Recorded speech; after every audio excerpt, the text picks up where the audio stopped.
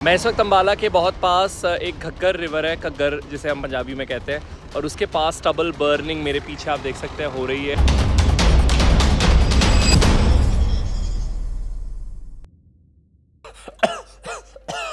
North India में रह रहे हो, सबका यही हाल हो रहा है। पाकिस्तान वालों का भी यही हाल हो रहा है। चलो किसी बात पर इंडिया और पाकिस्तान में कोई बात मिली, सोचो क्रॉस बॉर्डर रोमांस कैसा होगा। बीच में कोई बुजुर्ग ये जरूर कर देगा।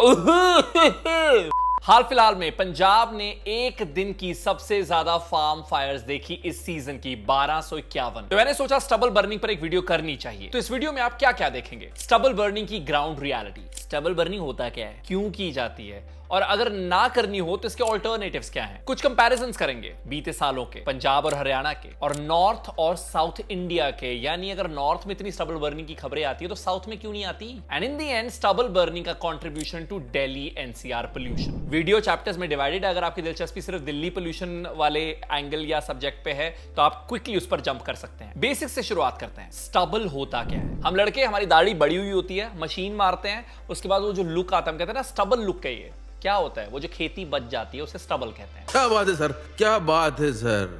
सेम वैसे ही जब फसल को काटा जाता है और उसके बाद जो ग्रेन रह जाता है, उसके बाद जो फसल रह जाती है, उसे स्टबल कहते हैं, जिसे हिंदी में पराली भी कहते हैं। हिंदी में या पंजाबी में, बट पराली कहते हैं।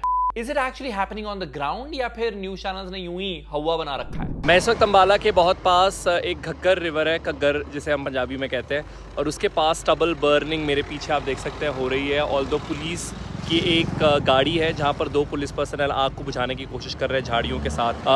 ये रोड इस वक्त अटेंशन ज़रूर कैच कर रही है बिकॉज हाईवेज बंद होने की वजह से गांव के अंदर का रास्ता इस वक्त लोग यूज़ कर रहे हैं जो अम्बाला की तरफ जा रहे हैं फ्रॉम पंजाब, या vice versa. Another day another location. इस वक्त मैं उत्तराखंड के रामनगर में हूँ, जिम कॉर्बेट में, और मेरे पीछे भी आप देख रहे हैं एक और बहुत बड़ा लैंड है, और यहाँ पर भी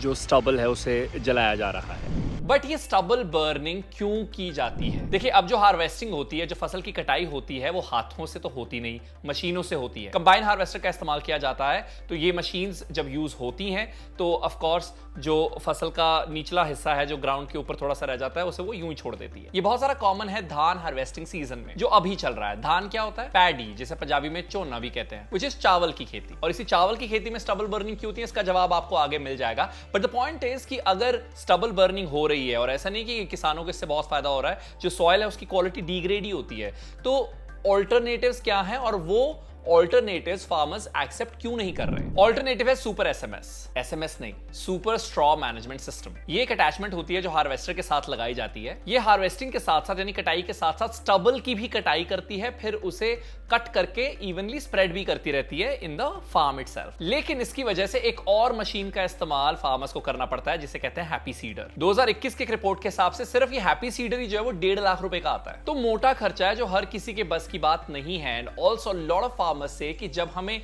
इसका इस्तेमाल इस साल में एक बार करना है तो हम इतनी इन्वेस्टमेंट क्यों करें। इसलिए the quickest way is to burn whatever is remaining. हाल फिलहाल में क्या फिगर्स रही हैं स्टबल बर्निंग की, स्पेशली पंजाब में, तो कुछ कंपैरिजंस कर लेते हैं। गुड थिंग कि स्टबल बर्निंग के इंसिडेंट्स पंजाब में ड्रॉप कर रहे हैं। ये वाला साल तो चल रहा है, पिछले साल की बात करें, साल 2023 में मिड सितंबर और लेट नवंबर में 36,614 केसेस रिपोर्ट किए गए थे। This was 36.25% lesser as compare to 2022, जब 49,888 इंसिडेंट्स हुए थे। अब पंजाब और हरियाणा का क्या कंपैरिजन है? नो डाउट पंजाब में स्टबल बर्निंग ज्यादा होती है एज कंपेयर टू हरियाणा, लेकिन अगर आप मल्टीपल रिपोर्ट्स के ग्राफ्स देखेंगे तो ये स्टबल बर्निंग के इंसिडेंट्स जो हैं, केसेस जो हैं, पंजाब में ड्रॉप कर रहे हैं, वेयरएज हरियाणा में वो पैटर्न नहीं देखा जा रहा। Number of stubble burning incident ज्यादा हैं, लेकिन it is declining in Punjab. But ये नॉर्थ इंडिया में ही हर बार शोर क्यों मचता है, साउथ इंडिया में क्यों नहीं होता? ये बड़ी इंटरेस्टिंग स्टोरी है, और ये सुनकर मेरे भी दिमाग के तोते खुल गए। तो 1970 में लॉन्च हुआ था ग्रीन रेवोल्यूशन,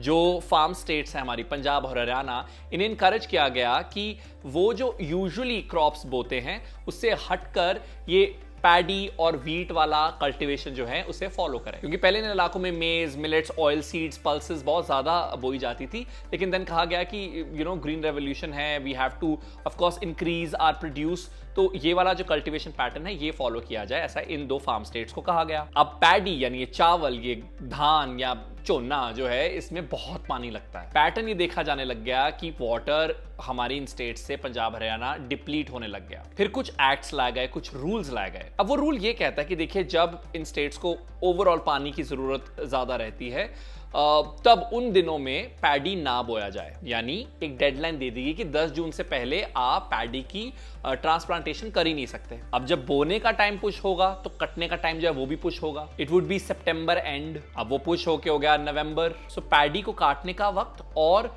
वीट को बीजने का वक्त जो है, इन दोनों के बीच का गैप बहुत कम हो गया, यानी फार्मर्स के पास बहुत कम टाइम बचता है। So this is the quickest way that they can get their farm ready for wheat. And that is another answer to why stubble burning is so popular in northern region. In the end, very important factor कि Delhi NCR में जो pollution हम देख रहे हैं, जो हमें खांसियां लग रही हैं, जो हम स्टीमें ले रहे हैं, जो हम मास्क पहन रहे हैं, उसके पीछे स्टबल बर्निंग का कितना हाथ है। IITM, Indian institute of tropical meteorology, उनके हिसाब से 1 नवंबर को 35.2% का कंट्रीब्यूशन था स्टबल बर्निंग का इन दिल्ली पोल्यूशन। इससे एक दिन पहले ही, नवंबर 1 से एक दिन पहले ही 27.6% पर था, तो ये राइज देखा गया। But there is another important study that we really need to focus on. Centre for research on energy and clean air ने भी एक रिसर्च जारी की है, और ये बिल्कुल लेटेस्ट है, नवंबर फर्स्ट वीक की नहीं है, ये अभी की है। दिस सेज कि जो थर्मल पावर प्लांट्स हैं एनसीआर में, वो स्टबल बर्निंग से 16 गुना ज्यादा pollution में contribute करते हैं। And it's not only thermal power plant or only stubble burning. There are so many other factors which I want to quickly talk about. Vehicular emissions, जो गाड़ियां सड़कों पर चल रही हैं, दिल्ली में लगभग 1,20,00,000 व्हीकल्स रजिस्टर्ड हैं, उनसे पोल्यूशन होता है। Then there is industrial pollution, then there is construction dust as well, जो पार्टिकुलेट मैटर होता है वो वहां से भी बहुत ज्यादा आता है। सॉलिड वेस्ट बर्निंग है, and then of course there is weather and geography. Delhi एक लो हाइट पर है और जिसकी वजह से ये अपने अंदर पोल्यूटेंट्स को ट्रैप कर लेता है, स्पेशली जब टेंपरेचर ड्रॉप होता है। With that we come to an end of this video. इस वीडियो के रिसर्च में मेरी मदद की है जसमीन कौर ने, इसे एडिट किया है वंश बजाज ने, मेरा नाम है अरुण सिंह। अगर कोई और सुझाव आपके हैं इस टॉपिक को लेकर या फिर चैनल को लेकर, तो आप कमेंट्स में लिख सकते हैं। If you have anything to add to this topic, or if you have an opinion, please go ahead, comment, and I would love to have a chat with you. It's a goodbye from my side. Bye.